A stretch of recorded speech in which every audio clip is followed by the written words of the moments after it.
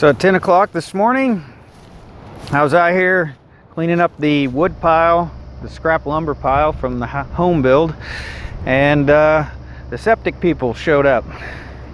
And believe me, was I happy to see them, because 2 days ago the washing machine froze up in the pole barn, and it was getting to the point that we were going to have to start going to laundromat or something.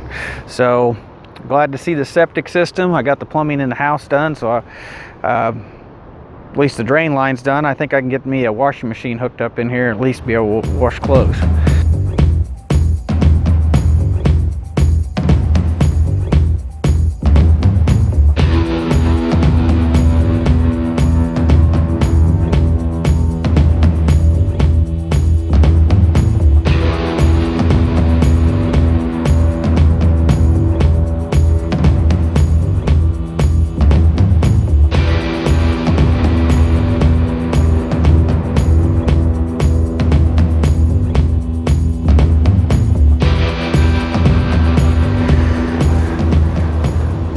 So this is the chamber that they use for the leach field. They just stack these all up in a row, and it's a gravel-less system. Does not use any gravel.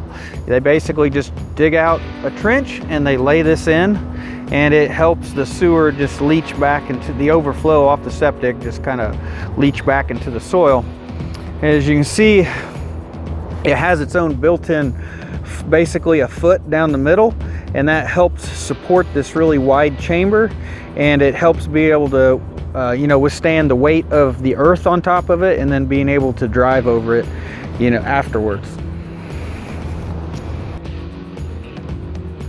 Well, it took them a day and a half to get the septic tank and everything in.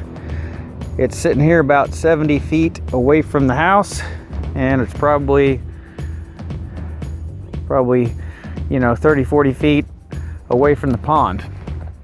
So they had to do a total of 250 feet of leach field. So they did 5 50-foot runs. I've got 4 of them here that run north, and then I've got one over here and it's running northeast.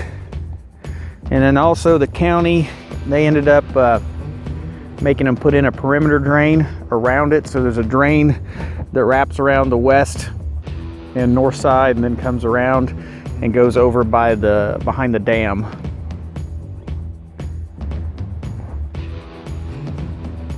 Well, I'm really happy to get this septic system finally installed.